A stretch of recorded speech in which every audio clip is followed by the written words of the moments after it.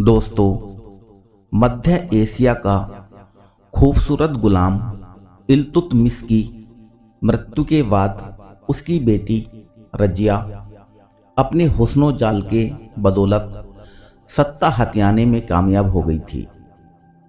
पर जिन सरदारों पर उसके हुस्न की छां नहीं पड़ी थी, वे एक औरत को अपना सुल्तान मानने के लिए तैयार नहीं थे। आरंभ में उसने अपने फौलादी अबीसिनाई, अस्तवल्ची गुलाम अमलुद्दीन के प्यार के मोह पास में बांधकर अपनी सुरक्षा सुनिश्चित करने की कोशिश की, पर ज्यादा दिन सुरक्षित नहीं रह सकी।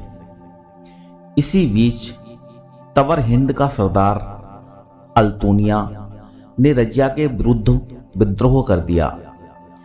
इतिहासकार पुरुषोत्तम नागेश ओक लिखते हैं, अप्रैल 1240 ईस्वी में रजिया उसका विद्रोह दबाने के लिए दिल्ली से चली, मगर उसके दलबल और छल के सामने उसकी एक ने चली। अल्तुनिया ने उसे तवर हिंद के तहखाने में बंद कर उसके साथ बलात्कार किया। रजिया को उसकी रखैल बनकर अपनी सारी सेना उसे सौंप देनी पड़ी। इधर रजिया ने दिल्ली छोड़ी, उधर उसके हरम भाई मुइजुद्दीन बहराम शाह ने खुद को सुल्तान घोषित कर दिया। तब दिल्ली की तख्त पर कब्जे का स्वप्न पाले अल्तुनिया ने रजिया की सम्मिलित सेना के साथ बहराम शाह के विरुद्ध लड़ा, परंतु हार गया। उन दोनों को अक्टूबर 1240 ईस्वी में मारकर सड़क के किनारे फेंक दिया गया। रजिया का छत बिछत शरीर दिल्ली के तुर्कमान गेट के भीतर सड़क के किनारे एक जीर्ण शीर्ण कब्र में दबा गड़ा पड़ा है। 1243 ईस्वी में विद्रोही दरबारियों ने बहराम शाह की भी हत्या कर दी और 40 प्रमुख गुलामों में से एक बलबन ने खुद को सुल्तान घोषित कर दिया। पर किसी ने उसका साथ नहीं दिया, बल्कि इल्तुतमिश के पोते अलाउद्दीन को जेल से निकालकर गद्दी पर बिठा दिया और वजीर बनकर निजामुल मुल्क कमान अपने हाथों में ले लिया। अन्य दरबारियों ने 30 अक्टूबर 1242 को निजामुल मुल्क को षड्यंत्र कर मौत के घाट उतार दिया। अलाउद्दीन भी ज्यादा दिन नहीं टिक सका। उसे दरबारियों ने जून 1246 ईस्वी में घसीटकर जेल में डाल दिया और फिर हलाल कर दिया, और बहराइच का भक्षक जागीरदार नासिरुद्दीन महमूद को सुल्तान बनने का गुपचुप निमंत्रण भेजा। इतिहासकार मिन्हाज उल सिराज लिखता है, उसने काफिरों अर्थात हिंदुओं बौद्धों के साथ अनेक लड़ाइयां लड़ी थीं। वह बहराइच से दिल्ली बुर्का पहनकर एक औरत की भांति दिल्ली पहुंचा, जिसे 10 जून 1246 को सुल्तान घोषित किया गया। इसी शैतान नसरुद्दीन महमूद को वामपंथी इतिहासकारों ने नेक, उदार, गुणी, कुलीन, दयालु आदि विभिन्न शब्दों से निर्लज्जता पूर्वक प्रशंसा की है, जिनके झूठ और मक्कारी का पर्दाफाश खुद मुस्लिम इतिहासकार मिन्हाज उस सिराज ने पूरी तरह कर दिया है। वामपंथी इतिहासकार आशीर्वाद लाल श्रीवास्तव नासिरुद्दीन महमूद के बारे में लिखते हैं, नासिरुद्दीन एक सीधा साधा बुराइयों से दूर सादगी से जीवन व्यतीत करने वाला तथा किसी को भी न सताने वाला सुल्तान था। कुछ अन्य वामपंथी इतिहासकारों ने तो इसे टोपी सिलकर और कुरान लिखकर पेट पालने वाला भी बता दिया है, पर वास्तविकता यह थी कि यह भी अन्य मुस्लिम शासकों की तरह ही नीच, नराधम, हिंसक, हत्यारा, अपहरणकर्ता और भोगी ही था। हाँ, दरबारियों पर अधिक निर्भरता के कारण कमजोर अवश्य था। नासिरुद्दीन महमूद के कारनामों का वर्णन करते हुए मिन्हाज उल सिराज लिखता है, उलुग खान अर्थात बलवन तथा कुछ अन्य दरबारी कुलीनों ने शाही सेना और अपने अनुयायियों के साथ एकाएक हिमालय की पहाड़ियों में एक अभियान चलाने का निर्णय किया। वे लोग अप्रत्याशित रूप से विरोधियों अर्थात हिंदुओं पर टूट पड़े। सभी लोगों को तलवार से काटकर फेंक दिया गया। पहाड़ी लोगों के गांवों और आबादियों को चारों ओर से घेरकर बर्बाद कर दिया गया। उन सभी को मार डाला गया। सिर काटकर लाने वाले सिपाहियों को एक सिर के लिए चांदी का 1 टका इनाम मिलता था। जिंदा हिंदू को पकड़कर लाने वाले सिपाही को 2 टका मिलता था। एक दल ने अफगान, जिसमें 3000 घुड़सवार और पैदल थे, बहुत साहसी और हिम्मत वाले थे। वास्तव में देखा जाए तो सेना के सारे कुलीनों, नायकों, तुर्कियों और ताजिकों ने बड़ी वीरता और बहादुर दिखाई थी। उनके बेहतरीन कारनामे इतिहास में हमेशा जिंदे रहेंगे। ऊंट पर भागने वाले हिंदुओं को उनके बच्चों और परिवारों सहित पकड़ा। दुश्मनों अर्थात हिंदुओं के 280 नायक और सरदार बंदी बनाए गए। पहाड़ी राणाओं तथा सिंध के राय के पास 50,000 टके मिले। इसे शाही खजाने में भेज दिया। अपने बहुत से नायकों और कुलीनों को लेकर उलुग खान अर्थात बलवन दरबार में आया। राजधानी में 2 दिन रहने के बाद दरबार फिर वहां गया। प्रतिशोध का संदेश लेकर हाथियों को तैयार किया गया। तुर्कों ने अपनी तीखी तलवारों पर शान चढ़ाई। शाही हुक्म पर बहुत लोग हाथियों के पैरों के नीचे फेंक दिए गए। तेज तुर्कों ने हिंदुओं के शरीरों को 2-2 टुकड़े कर डाले। तकरीबन 100 लोगों की मौत चमड़ी उधेड़ने वाले हाथों हुई। सिर से पैर तक इनका चमड़ा छील दिया गया।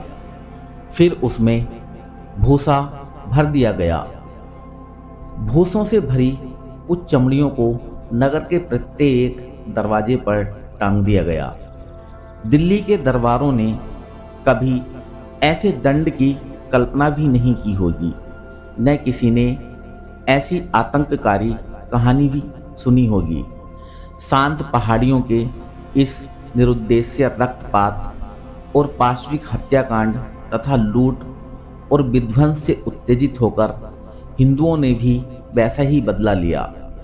इस समाचार को सुनकर सेनापति उलुग खान पहाड़ियों की ओर तेजी से चल पड़ा और पुनः सिर उठाने वालों हिंदुओं पर अकस्मात हमला कर सभी को कैद कर लिया। इनकी संख्या 12,000 थी। इनमें नर, नारी और बालक सभी थे। इन सारी घाटियों, पहाड़ियों और घिरावबंदियों को कुचल मुसल कर साफ कर दिया गया। इसमें लूट का माल भी बहुत मिला। इस्लाम की इस महान विजय के लिए अल्लाह का लाख लाख शुक्र है। वामपंथी इतिहासकार हरिश्चंद्र वर्मा मध्यकालीन भारत भाग 1 के पृष्ठ 140 पर लिखते हैं, तत्कालीन इतिहासकारों जैसे मिन्हाज उल सिराज, जियाउद्दीन बर्नी, शम्स सिराज, आसिफ याहिया, विन अहमद, सरहिंदी आदि के ग्रंथ धार्मिक अत्याचार, मंदिरों के विनाश और मूर्ति भंजन के चित्रण से परिपूर्ण हैं। पर यही आदमी उसी पृष्ठ पर लिखता है, मूर्ति पूजा पर प्रतिबंध लगाकर तुर्क शासकों ने हिंदुओं को एक ईश्वर में विश्वास करना सिखाया और फिर आगे दिल्ली में मध्य एशिया के गुलाम वंश का सबसे क्रूर और महाशैतान बलवन के गुणगान में अपनी पूरी शक्ति लगा देता है। पूरे 10-11 पन्नों में उस शैतान की महिमा मंडन किया गया है, जिसकी पोल हम अगले वीडियो में बताने वाले हैं। सवाल है, जब तत्कालीन मुस्लिम इतिहासकार जिन बादशाहों के कुकर्मों का दिल खोलकर बखान करते हैं, जो सभी मुस्लिम शासकों को नराधम, रक्त पिशाच, हिंसक, बर्बर, हत्यारा, अपहरणकर्ता, बलात्कारी, मूर्ति भंजक, मंदिरों का विध्वंसक और लुटेरा साबित करता है, तो फिर ये धूर्त वामपंथी इतिहासकार उन शैतानों को इंसान और भगवान बनाकर भारत के लोगों के सामने क्यों पेश करते हैं? इसमें उनका निहित स्वार्थ और एजेंडा क्या है, यह हमें समझना होगा। ऊपर तो मिन्हाज उल सिराज के सिर्फ एक घटना का वर्णन किया है, ऐसी दर्जनों घटनाएं हैं। मुगलों से लड़ने गए नासिरुद्दीन की सेना मुगलों से डरकर भाग गई और झेलम तथा सिंधु के समीपवर्ती क्षेत्रों को लूटने और लगान वसूल करने लग गई। इतिहासकार मिन्हाज उल सिराज लिखता है, अपने साजो सामान और हाथियों के साथ चिनाब नदी पर अपना पलाप डाल रखा था। उलुग खान अल्लाह के रहमो करम से झेलम तथा जुत की पहाड़ियों को तबाह व बर्बाद कर अनेक गखरों तथा विद्रोही काफिरों, हिंदू, बौद्ध, जैन को जन्नुम रसीद कर रहे थे। इसके बाद उन्होंने सिंधु के किनारे आगे बढ़कर आसपास के सारे क्षेत्रों में तबाही फैला दी। मार्ग में जालंधर की पहाड़ियों के एक मंदिर को मस्जिद बनाकर उन लोगों ने उसमें ईद ए अजान पढ़ी। दूसरे साल नासिरुद्दीन की सेना पानीपत क्षेत्र पर हमला करने लूटने आई, मगर जाटों ने उन्हें मारकर भगा दिया। तब नासिरुद्दीन ने कन्नौज के समीप एक हिंदू राज्य, जिसकी राजधानी नंदन प्राचीरों से घिरी हुई थी, पर नाक बचाने के लिए हमला किया। पुरुषोत्तम नागेश ओक लिखते हैं, नरभक्षी मुसलमानों का हर हिंदू चीज पर टूट पड़ना एक स्वाभाविक बात थी। काफिरों की शक्ति को चकनाचूर करना उन लोगों का पहला और पवित्र कर्तव्य था। घमासान युद्ध हुआ, खून खराबा हुआ, पर विजय नहीं मिली। कुछ ले देकर समझौता कर पीछे हटना पड़ा। इसके बाद नासिरुद्दीन ने कर्रा पर हमला किया, जहां उसका सेनापति पिशाच बलवन ने असुरक्षित गांव और कस्बों में तबाही मचा दी। हिंदुओं, बौद्धों को कत्लेआम कर घरों को लूटा, स्त्रियों का अपहरण किया, पहले मुसलमान बनाया फिर गुलाम। वे आगे लिखते हैं, उलुग खान अर्थात बलवन अब दरबार में इतना प्रभावशाली हो गया कि सुल्तान को अपनी बेटी का निकाह उसके बेटे से करना पड़ा। दहेज में इतना धन देना पड़ा कि खजाना फिर खाली हो गया। खाली खजाना भरने के लिए उन्हें लूट हत्या अभियान शुरू हुआ। यमुना पार हिंदू घरों को रौंद दिया गया। इस पाप की कमाई में दरबारी जी हजूरिये मिन्हाज उल सिराज को भी हिस्सा शोक हर भार के रूप में मिला। 1244 ईस्वी में नासिरुद्दीन ने वरदार और पिंजौर के हिंदू क्षेत्रों का सत्यानाश किया। कैथल नगर को लूटने के समय उसने हिंदुओं का भयानक कत्लेआम करवाया और अपने सैनिकों को आज्ञा दी कि यदि कोई नागरिक जिंदा बचकर भाग निकले तो वह इस कारनामे को ता जिंदगी न भूल सके। मेवात पर हमले का जिक्र करते हुए मिन्हाज लिखता है, मेवात के इन बागी हिंदू निवासियों और उनके देव हिंदू सरदार को सजा देने के लिए सुल्तान ने बलवन खान को नियुक्त किया। घाटियों और दर्रे साफ कर दिए गए, मजबूत किले ले लिए गए और इस्लाम के सिपाहियों की निर्दयी तलवारों की क्रूर धारों में असंख्य हिंदू डूब गए। एक अन्य जगह मिन्हाज लिखता है, उलुग खान की तलवार ने सारी पहाड़ी का सत्यानाश कर दिया। वह पहाड़ियों की घाटियों को पार कर एकदम भीतर सालमोर तक पहुंच गया। मुसलमानों ने इसे पहली बार लूटा, चारों ओर तबाही फैला दी। इतनी अधिक संख्या में विरोधी हिंदुओं को काटा गया कि उनकी संख्या गिनी नहीं जा सकती थी और न उसका वर्णन ही किया जा सकता है। पृष्ठ 376 भाग 2 इलियट एवं डाउसन। दिल्ली की सत्ता पर काबिज होने के लिए व्याकुल महाशैतान बलवन ने शैतान नासिरुद्दीन महमूद को जहर दे दिया, जिससे वह 1265-66 में मर गया।